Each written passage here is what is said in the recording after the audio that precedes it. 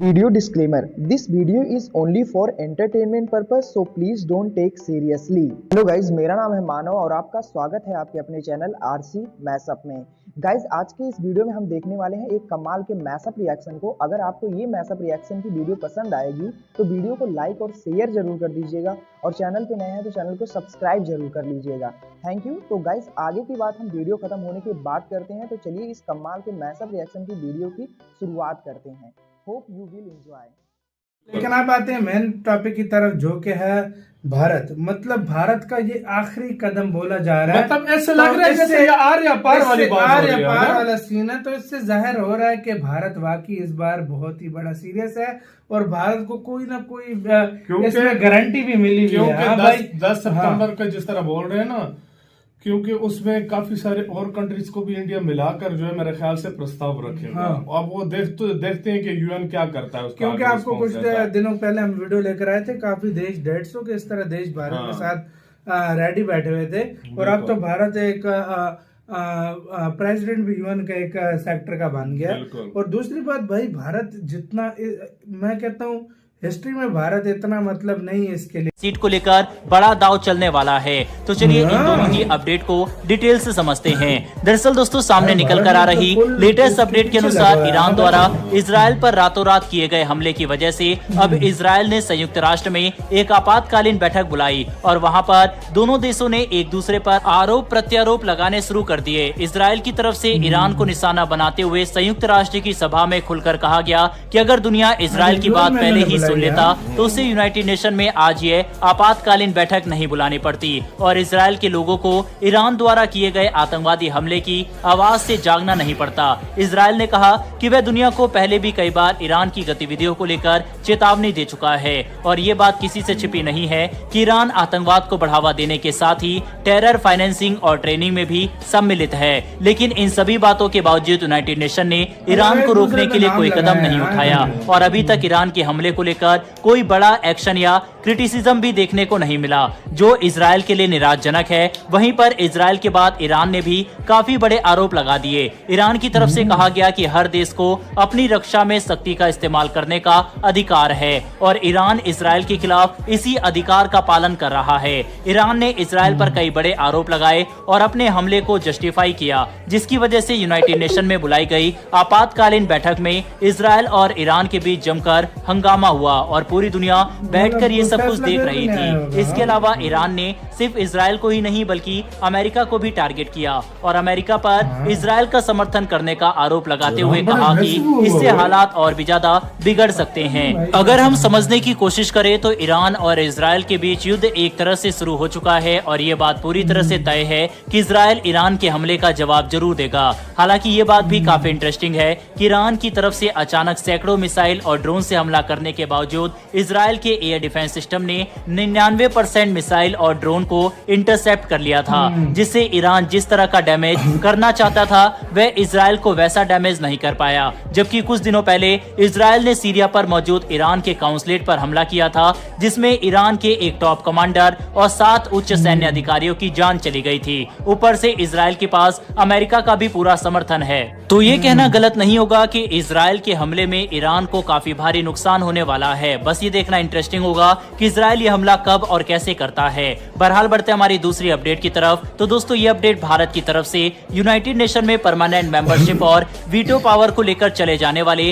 अब तक के सबसे बड़े दाव को लेकर है। दरअसल हम ये बात देख चुके हैं कि कैसे यूनाइटेड नेशन लगातार नाकाम रहा और अब इस संगठन की क्रेडिबिलिटी पर काफी बड़ा सवाल खड़े हो चुके हैं। यूनाइटेड नेशन रूस यूक्रेन युद्ध रोकने में नाकाम रहा। ये संगठन आर्मीनिया और अजरबैजान का युद्ध भी नहीं रोक सका। अब इजराइल हमास और इजराइल ईरान के बीच भी होने वाले युद्ध को ये रोक नहीं पा रहा। इतना ही नहीं बल्कि दुनिया भर में तेजी से बढ़ता कर्ज और विकासशील देशों में आ रही फूड इनसिक्योरिटी के साथ ही क्रूड ऑयल की बढ़ती कीमतों जैसे सीरियस प्रॉब्लम को भी यूनाइटेड नेशन एड्रेस नहीं कर पा रहा। तो आखिर ये किस बात का ग्लोबल ऑर्गेनाइजेशन है जो विश्व में कानून व्यवस्था बनाए रखने में ही नाकाम रहा, जिसकी वजह से आखिरकार अब भारत इस संगठन में बदलाव को लेकर दृढ़ संकल्प कर चुका है और इस बात की उम्मीद जताई जा रही है कि भारत इस साल 10 सितंबर से शुरू होने वाले जनरल असेंबली के 79वें सेशन के दौरान यूनाइटेड नेशन में बदलाव को लेकर आखिरी कदम उठा सकता है। ये बात हम इतने आत्मविश्वास के साथ इसलिए कर पा रहे हैं क्योंकि भारत की रूलिंग पार्टी बीजेपी ने अपने इलेक्शन मैनिफेस्टो में साफ तौर पर मेंशन किया है कि यूनाइटेड नेशन में परमानेंट मेंबरशिप और वीटो पावर बीजेपी सरकार का लक्ष्य होगा। हमारे प्रधानमंत्री पहले भी ये बात साफ कर चुके हैं कि उनका अगला कार्यकाल भारत के लिए बहुत बड़े फैसले करने का होगा जो हमारे भविष्य को आने वाले कई दशकों के लिए निर्धारित कर सकता है। कुल मिलाकर समझने की कोशिश करें तो अब इस बात की आशंका काफी ज्यादा बढ़ चुकी है कि आने वाले कुछ ही महीनों में। लेकिन आप आते हैं मेन टॉपिक की तरफ जो कि है भारत, मतलब भारत का ये आखिरी कदम बोला जा रहा है। मतलब ऐसे लग रहा है जैसे ये आर्य पार वाली बात हो रही है, पार वाला सीन है। तो इससे जाहिर हो रहा है कि भारत वाकई इस बार बहुत ही बड़ा सीरियस है और भारत को कोई ना कोई इसमें गारंटी भी मिली हुई है। 10 सितंबर का जिस तरह बोल रहे हैं ना, क्योंकि उसमें काफी सारे और कंट्रीज को भी इंडिया मिलाकर जो है मेरे ख्याल से प्रस्ताव रखे। अब वो देखते हैं कि यूएन क्या करता है। क्योंकि आपको कुछ दिनों पहले हम वीडियो लेकर आए थे, काफी देश 150 के इस तरह देश भारत के साथ रेडी बैठे हुए थे और अब तो भारत एक प्रेसिडेंट भी यूएन का एक सेक्टर का बन गया। और दूसरी बात भाई, भारत जितना मैं कहता हूँ हिस्ट्री में भारत इतना मतलब नहीं इसके लिए हुआ अग्रेसिव जितना इस बार देखने को मिल रहा है। यार देखो एक बात बताऊं, वैसे एक बात है, जितना भी है ना, देखो जो भी आता है वीटो करके चला जाता है। वो इसलिए कहता है वो आप रिफॉर्म्स करो, चेंजिंग्स लाओ। कोई भी आता है वीटो भारत साइड पे हो जाता भारत ने ये भी नहीं बोला कि मुझे 100% दो। भारत की बिल्कुल मांग है कि हमें वीटो पावर चाहिए, लेकिन भारत का मेन मकसद अभी भी काफी लोग नहीं समझ रहे। भारत ने ये बोला था सबका भला कि ये जो करता है वीटो कर देता है, भारत को इससे नफरत है कि जहाँ पर 190 देश आके बोल रहे हैं कि ये चीज इस तरह करनी है, एक देश मुंह उठा के बोलता है वीटो।